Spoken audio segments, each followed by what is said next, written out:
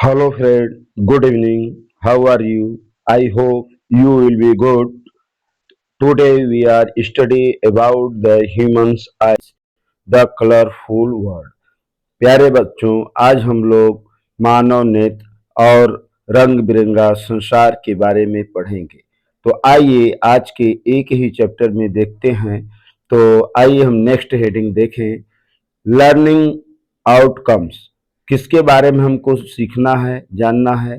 First we know about the human eyes, defect in the human eyes and correction, refraction through a prism, dispersion, spectrum and rainbow formation, atmospheric refraction. यहाँ पर हम लोग मानव नेत्र के बारे में, मानव नेत्र के दोष के बारे में और उसके संशोधन के बारे में, refraction through a prism, prism के द्वारा अपवर्तन, डिस्पर्सन विवर्तन जिसे कहते हैं, स्पेक्ट्रम कलरफुल रंग, रेनबो और फॉर्मेशन ऑफ एटमॉस्फेरिक रिफ्लेक्शन, वातावरण में कैसे परिवर्तन होता है, इसके बारे में हम देखेंगे।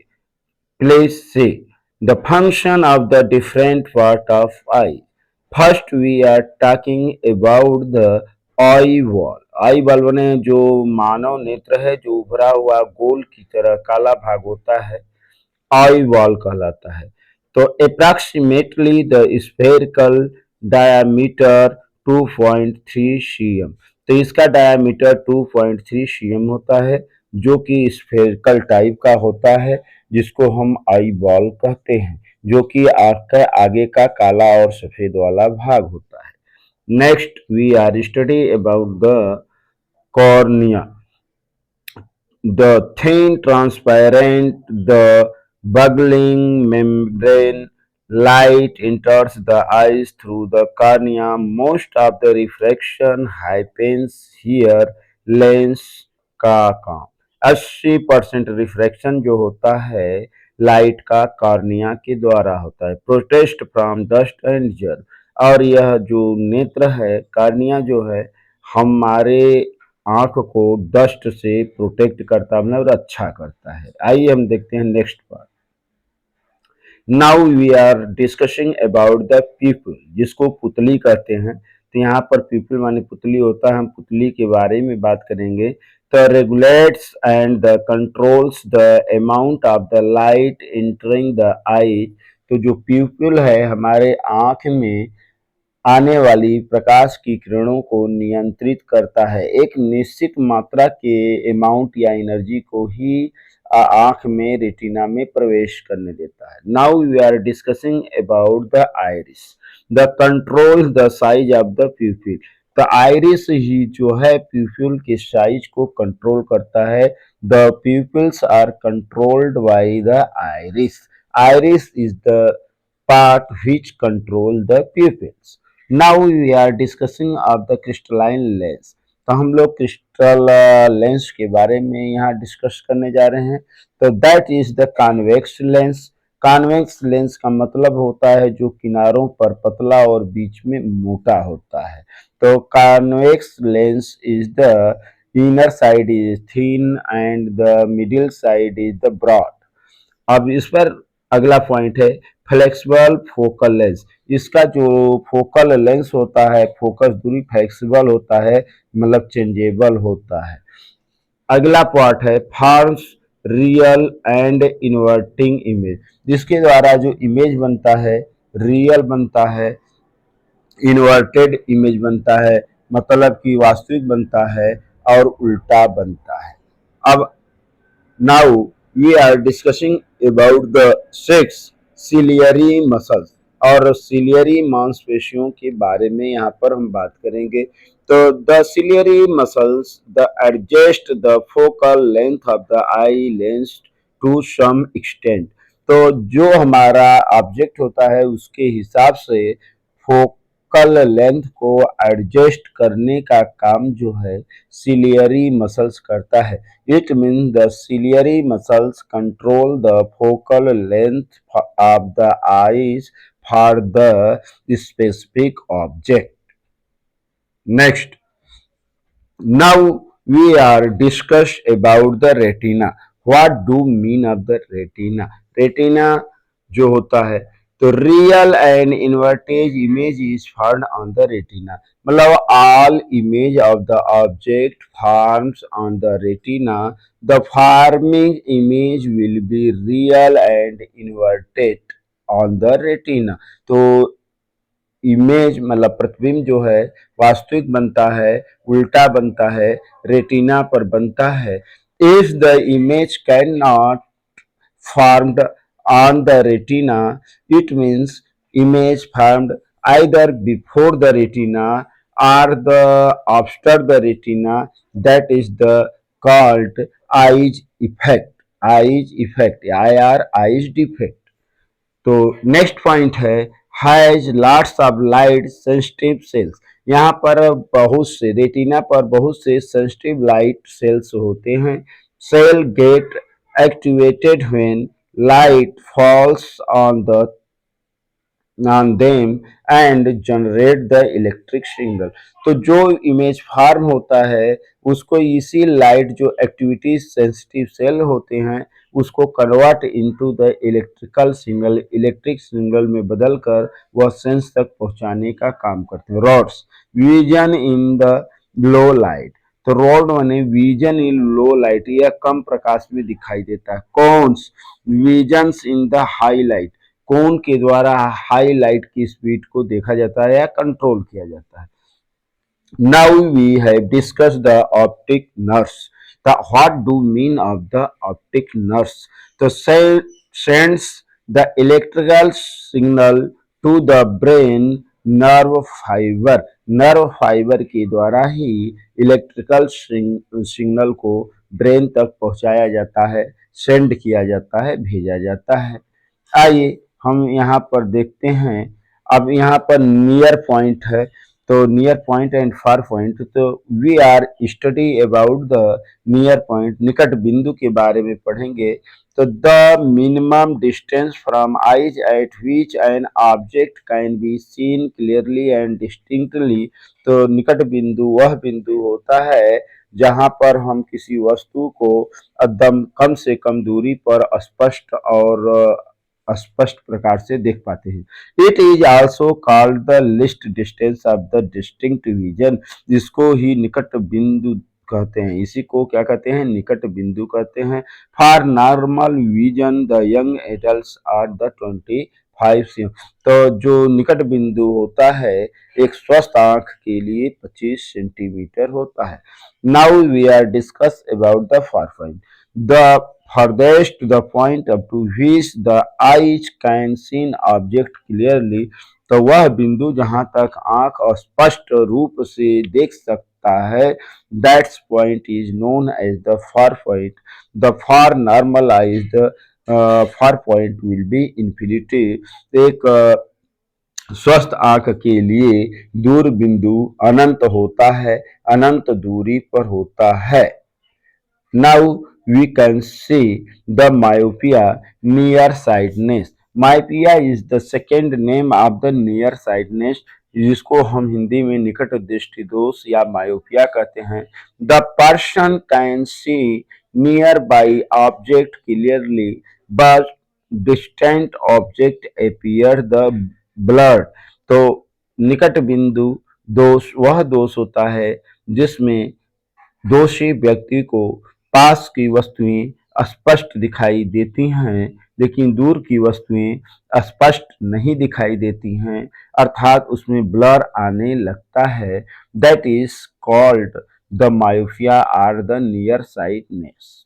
Causes eyeball elongated, lens has too much the curvature, अगर लेंस ज्यादा कर्वेचर हो जाता है, ज्यादा घुमाव पर हो जाता है तो यह उसके दोष के कारण होता है। Image forms in the front of the retina, जिसमें जो इमेज होता है रेटिना से पहले बन जाता है। कहाँ बनता है? रेटिना से पहले। Correction, how to correct it, by using a proper concave lens we control the myopia or the short sightedness। तो इसका मतलब ये हुआ कि एक निश्चित फोकस दूरी के अवतल लेंस का प्रयोग करके हम मायोपिया या नियर साइटनेस को कंट्रोल कर सकते हैं। आइए हम आगे देखते हैं हाइपरमेट्रोपिया या फार साइटनेस। तो now we are discussing about the far sightedness और hypermetropia. So, according this definition, the person can see the distant object clearly, but nearby object are the blurred. तो इसमें होता है कि दूरदृष्टि दोष वह दोष होता है जिसमें किसी व्यक्ति को दूर की वस्तुएं स्पष्ट दिखाई देती हैं, परंतु पास की वस्तुएं स्पष्ट नहीं दिखाई देती। यदि मानव नेत्र में इस प्रकार का दोष पाया जाता है तो उसे हम फार साइटनेस या हाइपरमेट्रोपिया कहते हैं। तो इसमें दूर की वस्तुएं हमेशा स्पष्ट दिखाई देती हैं, परंतु पास की वस्तुएं स्पष्ट नहीं दिखाई देती हैं, अर्थात उसमें ब्लर आने लगता है। अब हम काजेज के बारे में जानेंगे कि ऐसा क्यों होता है। तो काजेज है आई बॉल्ड शार्टेंड लेंस टू फ्लैट, आंखें चिपटी हो जाती हैं या छोटी हो जाती हैं। Image farmed behind the retina, in this case the image farmed behind the retina, ऐसे कारण में जो प्रतिबिंब होता है रेटिना के पीछे बनता है, but not form on the retina, लेकिन रेटिना पर नहीं बनता है। तो आइए करेक्शन के बारे में देखें। तो यूजिंग ए कॉन्वेक्स लेंस, हम इसके लिए एक प्रॉपर कॉन्वेक्स लेंस की उपयोग करते हैं। तो एक उत्तल लेंस के उपयोग के द्वारा हम दूरदृष्टि दोष या हाइपरमेट्रोपिया को कंट्रोल करते हैं, so that the image formed on the retina. Now see the next. Now we can discuss about presbyopia. So with aging, the eye loses its ability to accommodate it for near vision by ciliary muscles weakens. तो ciliary muscle के कमजोर हो जाने के कारण, उम्र बढ़ने के साथ सिलियरी मसल के कमजोर होने के कारण जो आंख की एकोमोडेशन क्षमता है, नियंत्रण क्षमता है, समायोजन क्षमता है, वह पुअर हो जाता है, जिसके कारण आँख में जो दोष आता है उसे प्रेसबोपिया कहते हैं। अब हम बात करेंगे करेक्शन के बारे में।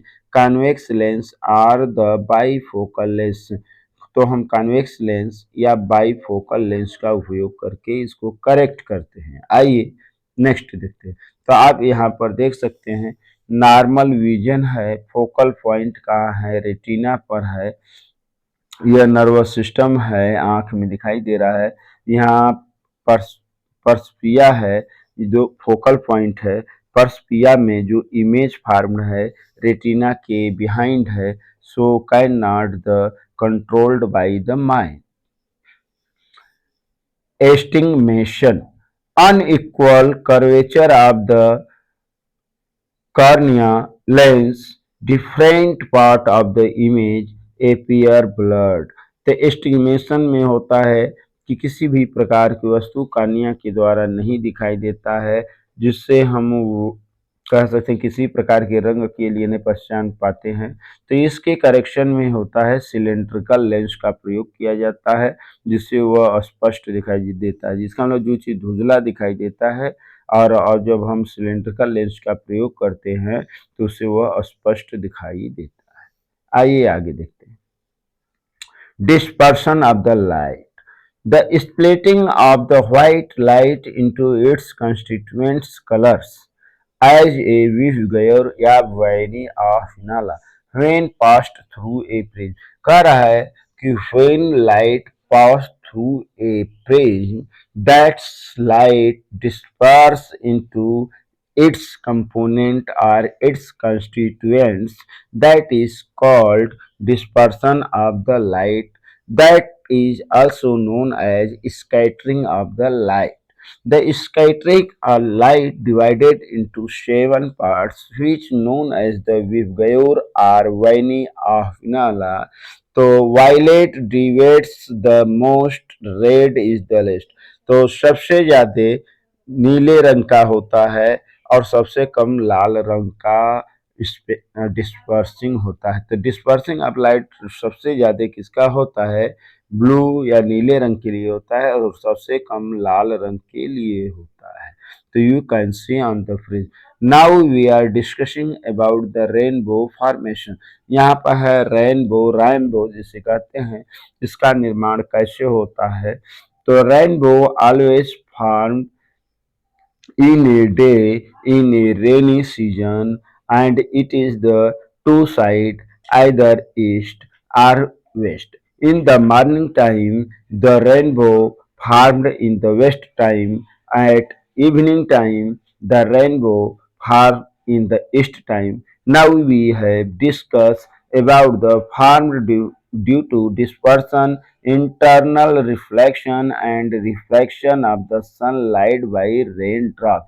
कह रहा है कि वर्षा बूंदों के कारण जो सनलाइट होता है, सूर्य का प्रकाश का रिफ्लेक्शन और रिफ्रैक्शन, परावर्तन और अपवर्तन दोनों होने के कारण वहाँ पर रेनबो बनता है, इंद्रधनुष बनता है। तो इंद्रधनुष वर्षा ऋतु के सीजन में बनता है।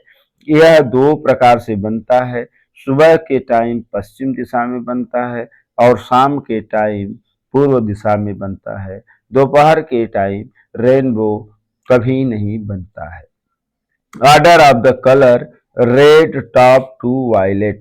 रेड एकदम टॉप पर होता है, वायलेट हमेशा बॉटम पर होता है।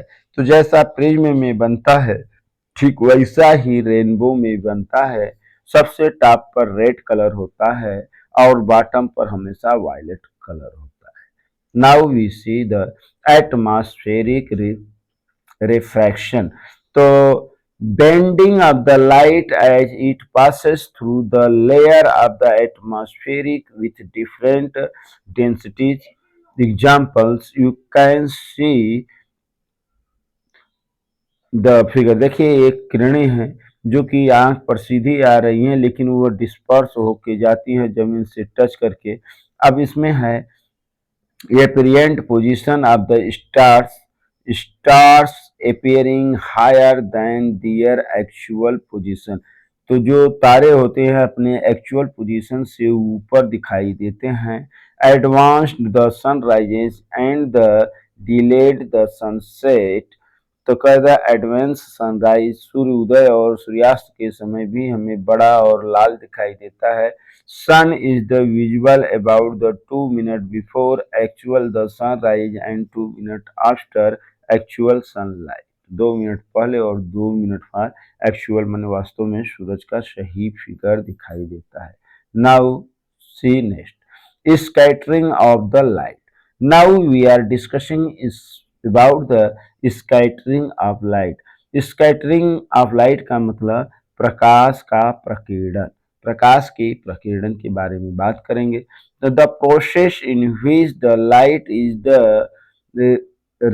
redirected in the different direction by the particle of the medium। कह रहा है कि जब प्रकाश की किरणें प्रकाश के माध्यम में किसी कण से टकराकर विभिन्न दिशाओं में फैल जाता है, उसे हम स्कैटरिंग ऑफ लाइट कहते हैं। तो इसमें पहला पॉइंट है amount of the scattering is proportional 1/the wavelength के पावर 4 एंड रे लाइट ला। तो इसको हम रेड लाइट कहते हैं। आइए हम नेक्स्ट देखते हैं इम्पॉर्टेंट ऑप्टिकल द फेनामेना। तो ऑप्टिकल के बारे में, प्रकाश के बारे में महत्वपूर्ण जो है बातें हैं। तो नंबर है ट्विंकलिंग ऑफ स्टार, तारों का टिमटिमाना। Due to the atmospheric refraction and the continuous the changes in the air density. Air density की लगातार परिवर्तित होने के कारण, एटमॉस्फेयर में रिफ्रैक्शन के कारण, अपवर्तन के कारण जो स्टार्स होते हैं ट्विंकलिंग ऑफ स्टार के रूप में दिखाई देते हैं, अर्थात तारे जो हैं हमें टिमटिमाते हुए दिखाई देते हैं। उसका मेन कैजुअलिटी होता है refraction of the light in the atmosphere, the density of the atmosphere always in the changing positions. Now we are discussing about the planets do not twinkle.